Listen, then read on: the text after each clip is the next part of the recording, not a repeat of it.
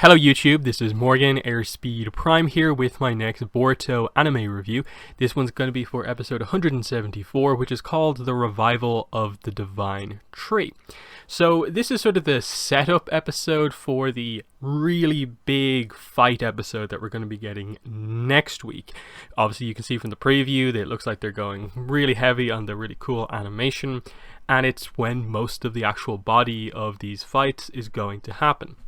Not to say that this episode didn't have big moments, but it was definitely more of a setup, getting the characters into the positions that they need to be in as we enter the sort of finale of this, section of the arc.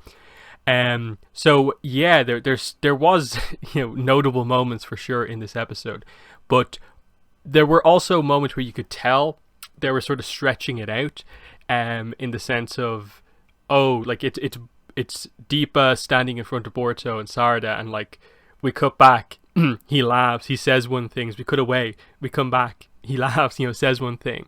That they maybe got to Deepa a little bit too quickly in this episode, and so when you needed to keep cutting back to them, not a lot was really happening necessarily.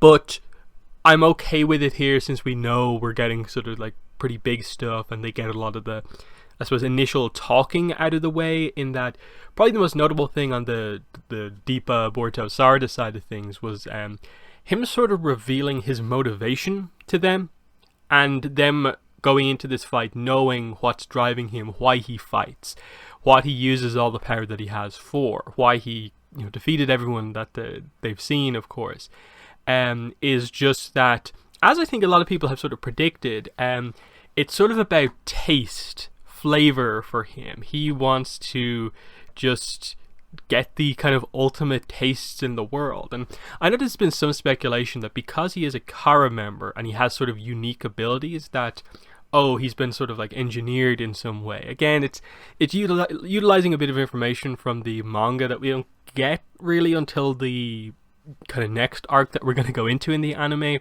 but it seems to be potentially that's the way they're going, that he potentially can't taste anything right now and is hoping to sort of regain that somehow, and he has this sort of twisted way of tasting people's blood and defeating everyone. That's how he can do it. But primarily it's there to just highlight that the convictions of Boruto and Sara are a lot stronger, and there's more to it about why they fight, what they're trying to do, what they're trying to accomplish going into this.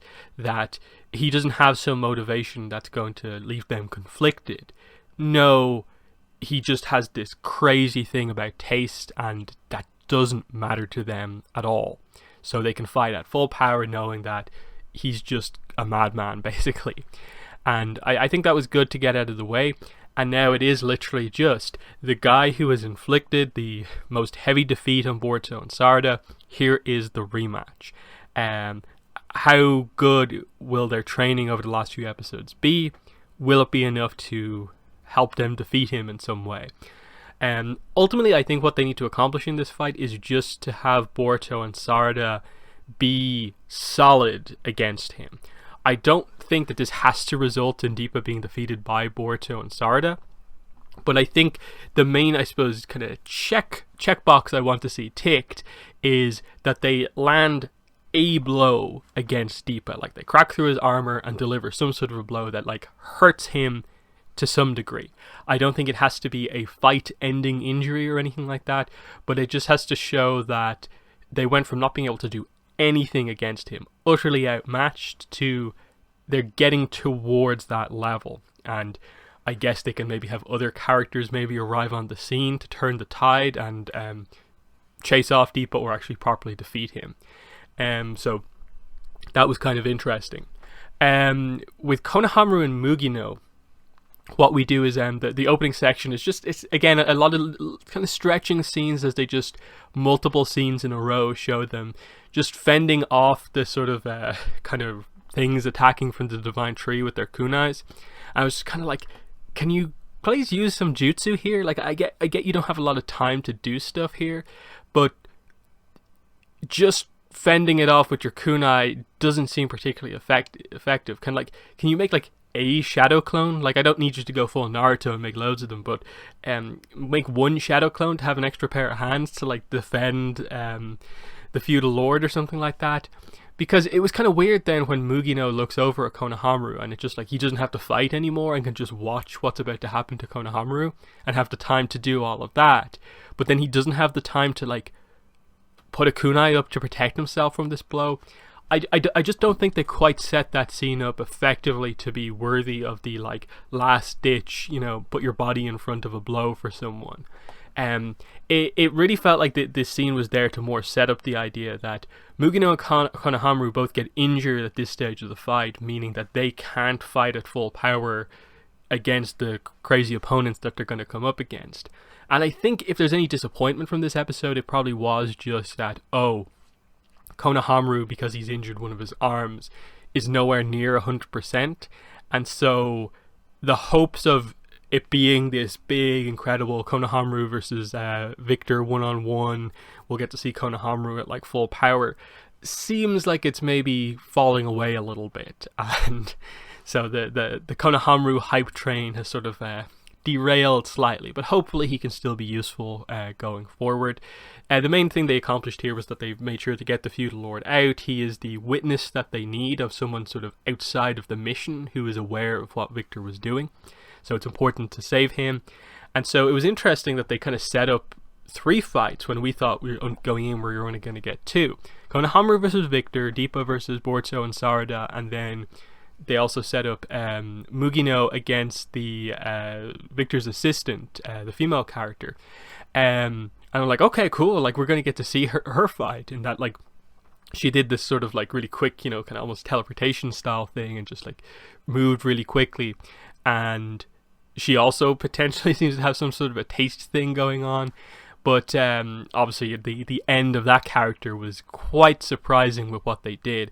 But I think it was what they needed to do. You know, having Mugino sustain such a bad injury, he's, you know, you're setting him up for failure if he has to have a fight and fight with such a bad injury. So having Orochimaru and what I assume is Mitsuki arrive on the scene, and Orochimaru just, like, obliterates this character. Like, literally, it doesn't even seem like he moves. He just activates some sort of ability and she just, like, disappears. Like, she just gets, like, shredded into nothingness. My only guess on this is that it's some crazy high-level wind style jutsu that, because he was so close to her, just, you know, tore her apart, like, completely.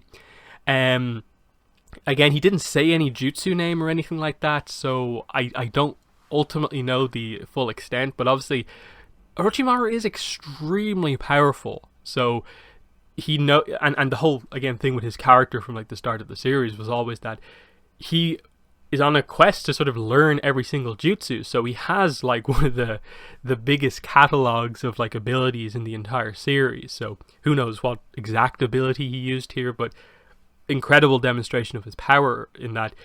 Because he's sort of on side with the Leaf Village at this point, he's, you know, a character who most of our heroes don't necessarily need to worry about. But now all of a sudden he's sort of fighting on the right side, and he's like this incredible ally to have show up out of nowhere. And then, yeah, the other person in the robes is small enough that it kind of has to be Mitsuki. Because when they initially arrived, I thought the person who was eventually revealed to be Orochimaru was actually Log. And that it was like Log and Mitsuki, but it was actually Orochimaru and Mitsuki, I guess. And I didn't expect Mitsuki to show up, because what they did in like the last episode was kind of clarify that like he's basically going to be unconscious and has to have like careful like monitoring, because he has to have like an organ transplant, and if he moves slightly he'll kind of die. So this is where maybe I'm wondering, like, because they have to wait for organs to be grown. Have they done the thing that I think I talked about in the last episode, where maybe Log gave his organs to Mitsuki, and so that operation could have been performed quite quickly, I guess, and Log is now the one back in the base waiting for those new organs they're growing? Because again, they're clones of each other. If he doesn't need to be in action, Mitsuki can get back into the field a bit quicker. It's one way to do it. We'll see what exactly they say about it.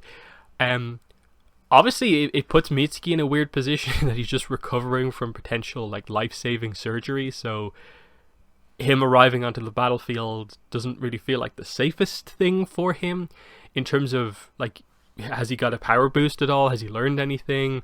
How is he going to be more powerful than he was before? But I'm guessing he'll mainly be support for Orochimaru, and then maybe Boruto and Sara later on. Who knows though, they could surprise us with what exactly they do.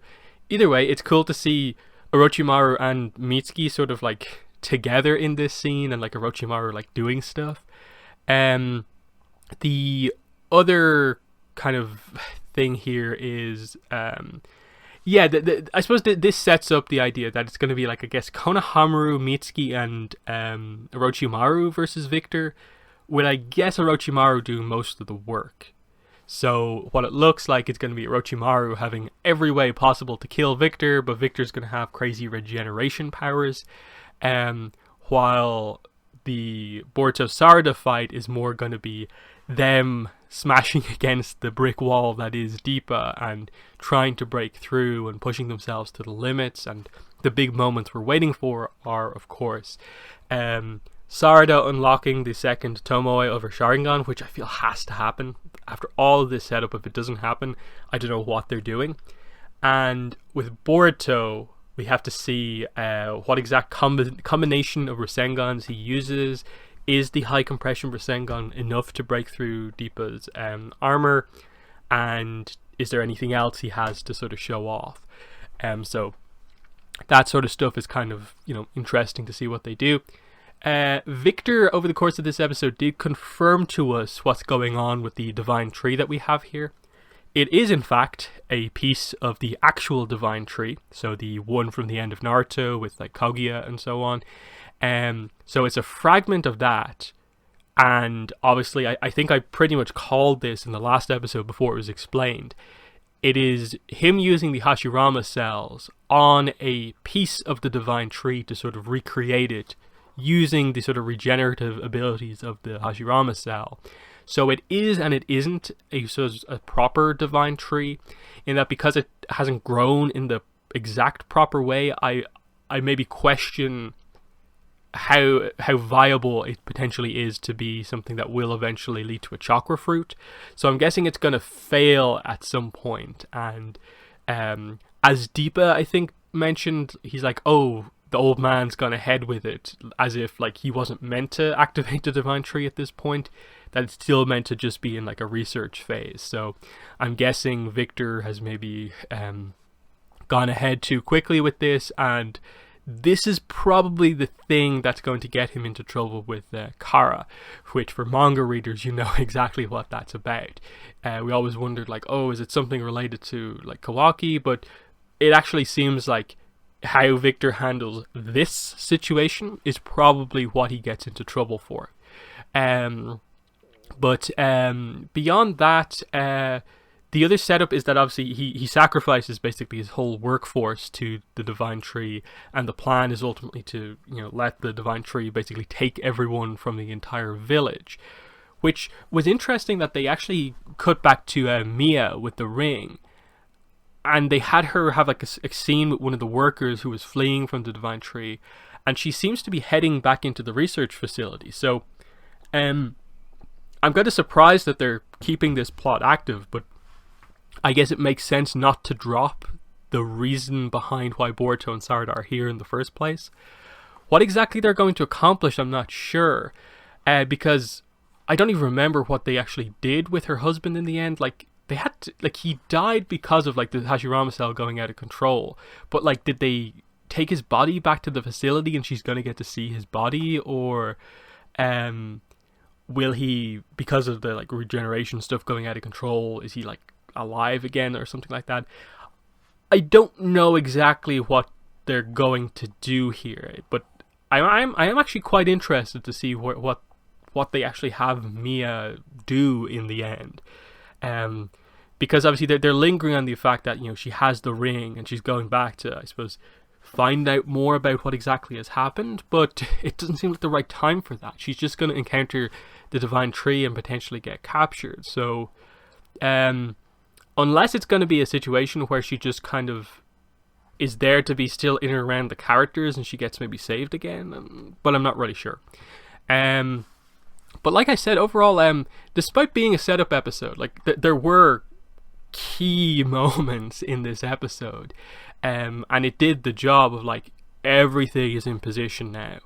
The next episode can really be the fights, the growth moments for the characters, and will, I suppose, move towards some, I suppose, more subtle setup episodes to eventually get us to the next manga arc. But this is all important stuff. Don't get me wrong here. It's not all about the manga content. This is actually pretty good, like, anime extra content that's going to give a lot more context to what's going on.